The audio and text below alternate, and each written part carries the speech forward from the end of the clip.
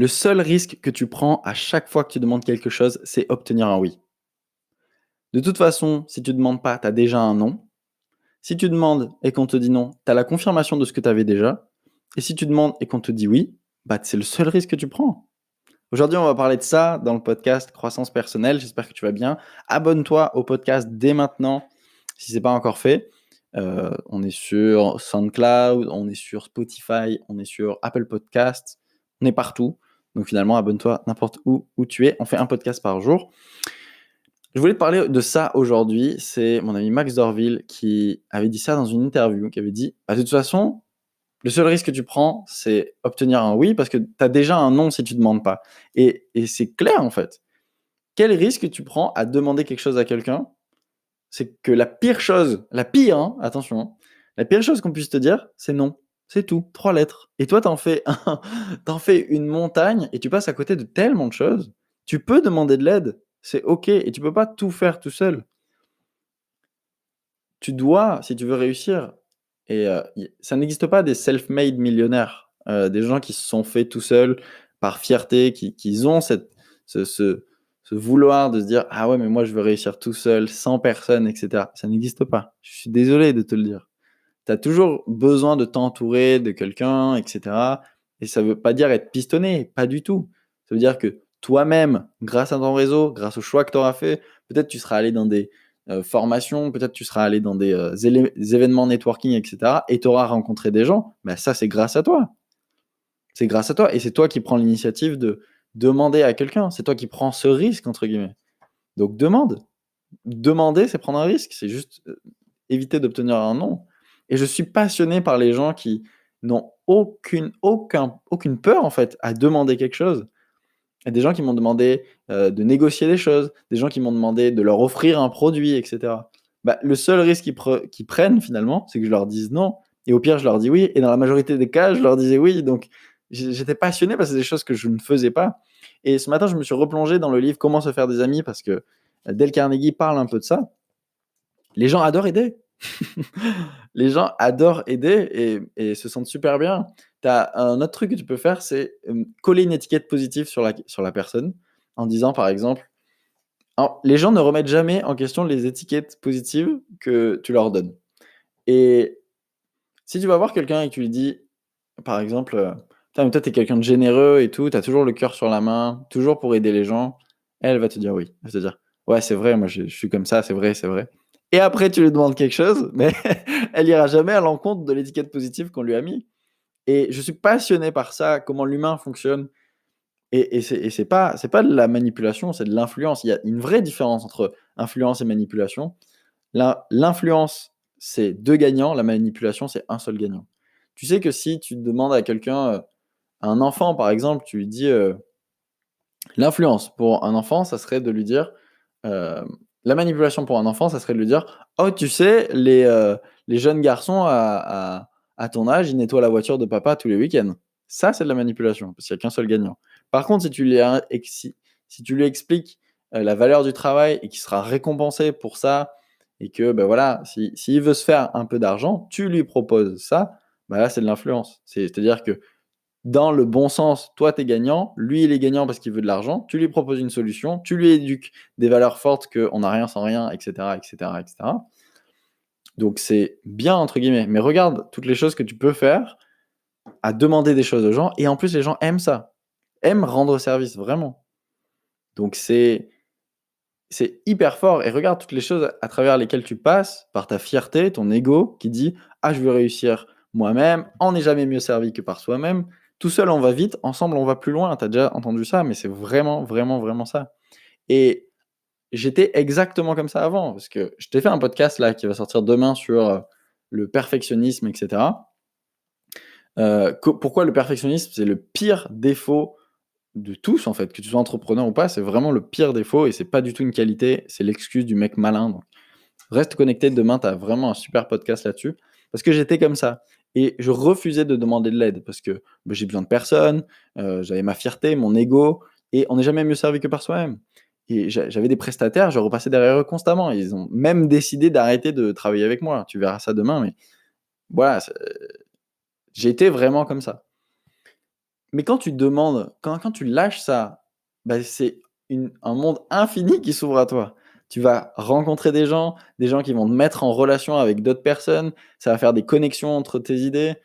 Hésite pas là, tu vois, je suis en train de bosser sur, de l'organisation, les plans pour, faire Greatness à Biarritz là, le 11, 12, 13 septembre 2020. Ça va être vraiment trop stylé. Donc d'ailleurs, si tu veux t'inscrire, tu as les liens dans la description. Enfin, pas encore les liens pour Biarritz, mais tu as les liens pour Greatness. Et il y a un livre qui parle qu'on nous a conseillé et tout dans les ateliers sur l'organisation, la productivité, comment faire un plan, etc. Je l'ai pas lu. Je l'ai pas lu ce livre et j'en ai besoin maintenant. Sauf que je sais que dans mon groupe, il y a plein de gens qui l'ont lu. Donc j'ai juste envoyé un message en disant: «Qui a lu ce livre en entier? J'ai besoin d'appui, d'aide, de soutien».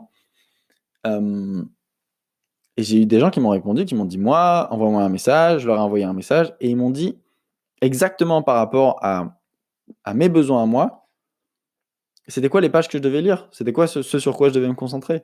Donc soit je fais ça dans mon coin, je lis le livre tout seul et ça va me prendre, je sais pas, c'est un livre qui fait, je vais te dire ça tout de suite, laisse-moi l'attraper. C'est un livre qui fait 157 pages. Donc soit j'aurais lu un livre en 157 pages en 1, 2, 3 semaines peut-être et vraiment y aller bien parce que je lis assez lentement, il faut que j'apprenne la lecture rapide.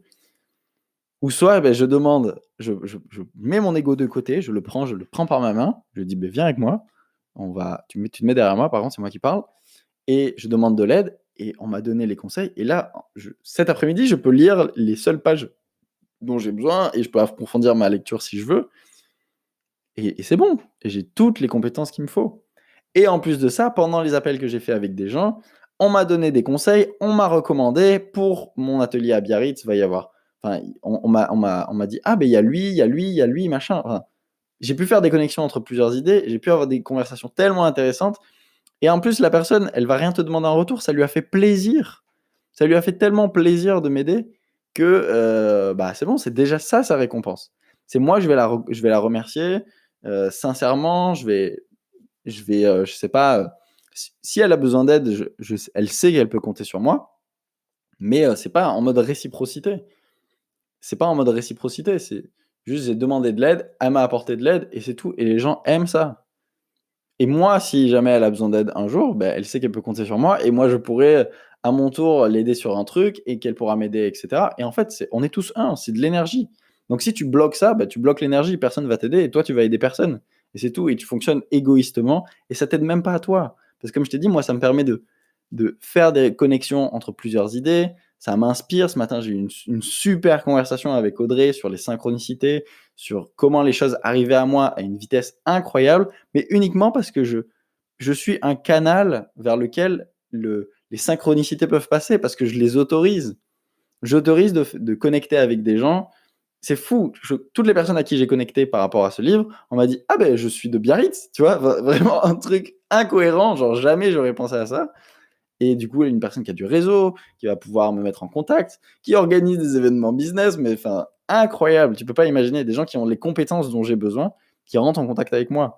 Donc demande, tu prends pas de risque à demander. Le seul risque que tu prends à demander quelque chose à quelqu'un, c'est obtenir un oui.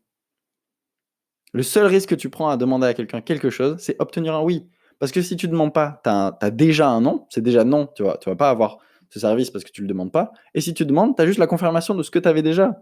Donc rends-toi compte, le seul risque que tu prends, c'est obtenir un oui. Voilà, c'est tout ce que je voulais te dire. Donc demande, n'hésite pas à demander. Ça va te donner tellement, tellement de choses et ça va soigner ta blessure du rejet parce qu'au pire, on va te dire non plusieurs fois et arrête de faire une montagne d'un non. C'est pas grave qu'on te dise non, c'est 3 mots.